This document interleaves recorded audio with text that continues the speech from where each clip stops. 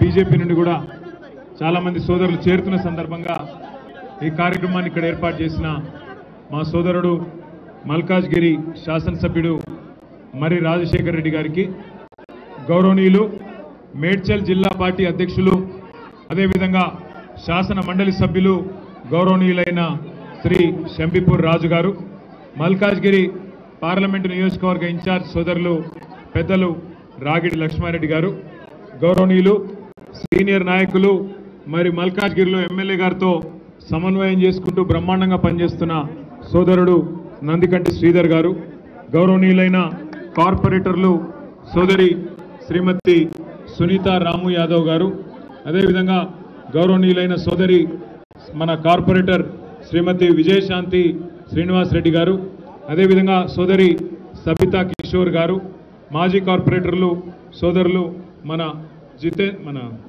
జగదీష్ గారు, ఇంకా హనుమంతరావు గారు, ఇంకా పేరు పేరున మన అన్న పరశురామ్ రెడ్డి గారు, హనుమంతరావు గారు, ఈరోజు సూర్యనారాయణ రెడ్డి గారు, అదేవిధంగా పార్టీలో ఈరోజు చేరుతున్న సోదరులు హేమంత్ పటేల్ గారు, అరవింద్ గారు, బంటి గారు బీజేపీ నుండి, భూపాల్ సింగ్ గారు, అదేవిధంగా ఆసు గారు, బాలా గారు, సునందారావు గారు, పేరు పేరున వారితో పాటు ఈరోజు ఈ కార్యక్రమాన్ని విజయవంతం చేసిన మా ఆడబిడ్డలందరికీ, అన్నాదమ్ములందరికీ పేరు పేరున శిరస్సు వంచి హృదయపూర్వకంగా నమస్కారాలు, హృదయపూర్వకంగా ధన్యవాదాలు.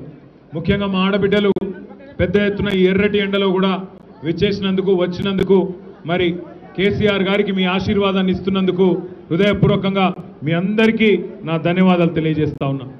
సరిగ్గా 24 సంవత్సరాల నిండి 25వ సంవత్సరంలో మన పార్టీ ఈ నెలాఖరు అంటే 27 ఏప్రిల్ నాడు అడుగు పెట్టబోతా ఉన్నది. 24 ఏళ్ళు నిండి 25వ ఏటికి రావడం అంటే చిన్న విషయం కాదు. ఎందుకంటే మన తెలుగు రాష్ట్రాల్లో ఒకనాడు ఆంధ్రప్రదేశ్గా ఉన్నా ఈరోజు తెలంగాణ ఆంధ్రప్రదేశ్గా వేరుపడ్డ ఈ 76 సంవత్సరాలలో స్వాతంత్రం వచ్చిన తర్వాత చాలా రాజకీయ పార్టీలు పుట్టినాయి.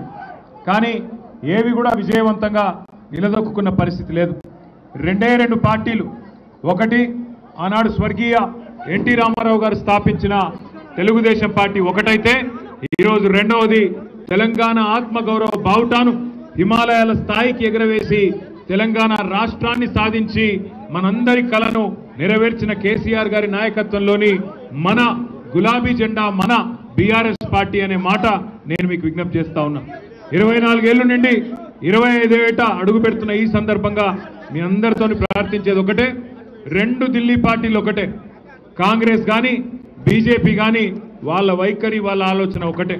వాళ్ళకు కావాల్సింది ఢిల్లీకి మూటలు పంపేటోళ్ళు, ఇక్కడ మన ప్రజలను అవసరమైతే నష్టం చేసినా సరే ఢిల్లీకి మాత్రం మూటలు పంపి సీట్లు కాపాడుకునేటోళ్ళు మాత్రమే వాళ్ళకి కావాలి.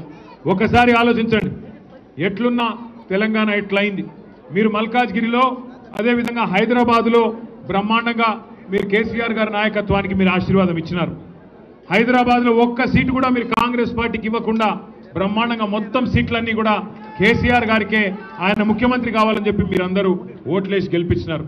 మనం 16 సీట్లు హైదరాబాద్లో గెలుచుకున్నా దురదృష్టవశాత్తు మరి జిల్లాలలో ఏదైతే వీళ్ళు అత్యాశ పెట్టినారో, కేసీఆర్ గారు ₹1,00,000 ఇస్తే నేను దాని మీదకి వెళ్ళి తులం బంగారం ఇస్తా అని, కేసీఆర్ 10,000 ఇస్తే నేను 15,000 ఇస్తానని, కేసీఆర్ 2,000 పెన్షన్ ఇస్తే నేను 4,000 పెన్షన్ ఇస్తానని ఏదైతే మాయ మాటలు చెప్పినారో ఆ మాయ మాటలకు ఇవాళ మోసం జరిగి ఇవాళ రాష్ట్రం మొత్తంలో అందరూ బాధపడుతూ ఉన్నారు. రాష్ట్రంలో ఇవాళ ఎవరన్నొక్కరు సంతోషంగా ఉన్నారంటే ఒకే ఒక్కడు రేవంత్ రెడ్డి తప్ప ఎవరు సంతోషంగా లేరు. ఆఖరికి ఆయన మంత్రివర్గంలో ఉండే మంత్రులు, ఆయన కింద పనిచేసే ఎమ్మెల్యేలు కూడా సంతోషంగా లేరు, బాధపడుతూ ఉన్నారు. అందుకే నేను మిమ్మల్ని అందరినీ కోరేది ఒకటే, ఒకసారి మోసపోతే ఒక వ్యక్తి చేతుల్లో ఒకసారి మోసపోతే తప్పు మనదైతుంది, వాళ్ళదైతుంది. రెండోసారి కూడా వాళ్ళ చేతుల్నే మళ్ళా మోసపోతే తప్పు మనదైతుంది. కాబట్టి జాగ్రత్తగా మనందరం కూడా భవిష్యత్తులో అది జిహెచ్ఎంసీ ఎన్నిక వచ్చినా, శాసనసభకు ఎన్నికలు వచ్చినా, పార్లమెంటుకు వచ్చినా ఖచ్చితంగా మన తెలంగాణకు శ్రీరామ రక్ష కేసీఆర్ గారి నాయకత్వం, ఈ గులాబీ జెండా అనే విషయాన్ని గుర్తుపెట్టుకొని అందరం కూడా ఏకోన్ముఖంగా కదులుదాం. మళ్ళీ ఒక్కసారి హైదరాబాద్లో ఈ 16 నెలల్లో ఒక్క కొత్త పని కూడా చేపట్టడం లేదు. మీ ఎమ్మెల్యే గారు కూడా బాగా కష్టపడుతున్నారు, బాగా తిరుగుతున్నారు. ఎక్కడికక్కడ మల్కాజ్గిరిలో అన్ని గల్లీలలో ఎక్కడ సమస్య ఉంటే అక్కడ నేనున్నా అంటూ మరి రాజశేఖర రెడ్డి గారు తిరుగుతూ ఉన్నారు.